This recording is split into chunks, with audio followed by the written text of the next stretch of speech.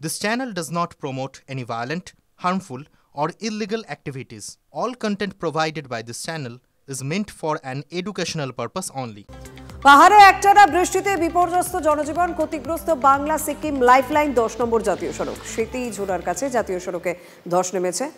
জাতীয় সড়কে অসংখ্য জায়গায় ফাটল, ধসে গিয়েছে নদীবাঁধ, রাস্তার বড় অংশ চলে গিয়েছে তিস্তার গর্ভে।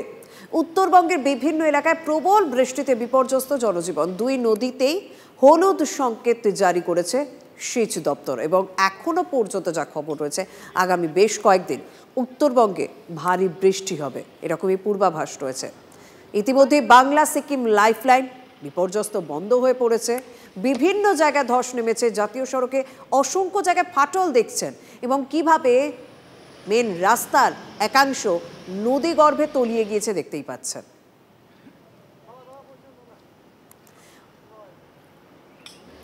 দুই নদীতেই হলুদ সংকেত জারি সেচ দপ্তরের। সেতিঝোড়ার কাছে জাতীয় সড়কে মূলত ধস নেমেছে। যে ছবিটা দেখছেন এটা সেতিঝোড়ার ছবি এবং বাংলা সিকিম লাইফলাইন 10 নম্বর জাতীয় সড়ক রীতিমতো ক্ষতিগ্রস্ত। রিজন পার্কে অস্বাভাবিক মৃত্যু, এনআরসি আতঙ্কে আত্মহত্যা দাবি মৃতের পরিবারের। বাংলাদেশে পাঠিয়ে দিলে পরিবারের কি হবে, এই নিয়ে মানসিক অবসাদে ভুগছিলেন দিলীপ কুমার সাহা। দাবি স্কুলের অশিক্ষক কর্মী মৃত দিলীপ কুমার সাহার স্ত্রী। এনআরসি আতঙ্কে আত্মহত্যা, বিজেপিকে নিশানা তৃণমূলের।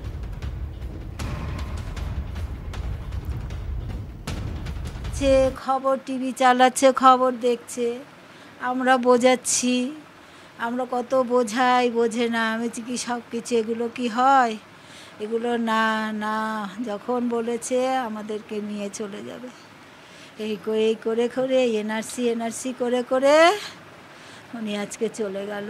আর কিচ্ছু না, আমাদের সংসারে কোনো অশান্তি কিচ্ছু না। যা যা যেরকম খাওয়ায় সব খেলো, দুজনে টিভি দেখলাম, সব যেরকম আমাদের মিল সব হয়েছে, সব কোনো। হ্যাঁ, খালি আমি চলে গেলে তোমাদের কি হবে, তোমাদের কি হবে, বাংলাদেশে নিয়ে যাবে, কারাগারে রাখবে, তোমাদের কি হবে, এই খালি করতো। আর কিছু না, আর কিচ্ছু না। উনি এই করে করে উনি চলে গেল। ওনার মধ্যে হয়েছে বাংলাদেশ আমাকে পাঠিয়ে দেবে, আমার ছেলে বৌমা আমার স্ত্রী কোথায় যাবে, আমাকে ক্যাম্পে রাখবে, ক্যাম্পে একসঙ্গে এক জায়গায় খাওয়াবে, ই করবে, এই ভেতরে ওনার একটা আতঙ্ক হয়ে গেছে। ফুসছে কোপায় রিসর্টে জল ঢুকে বিপত্তি, বিপাকে পড়লেন শান্তিনিকেতনে ঘুরতে যাওয়া পর্যটকরা। গতকাল রাতে রিসর্টে কোপায় গিয়ে জল ঢুকে যাওয়ায় আতঙ্ক ছড়িয়ে পড়ে।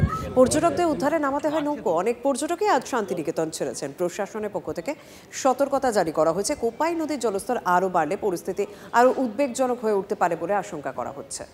টানা বৃষ্টিতে বিপর্যস্ত হিমাচল। সিমলার কুমারসাইনে বিশাল ভূমিধস, ধস সরাতে এসে পাথরের ধাক্কায় খাদে পেলোডার।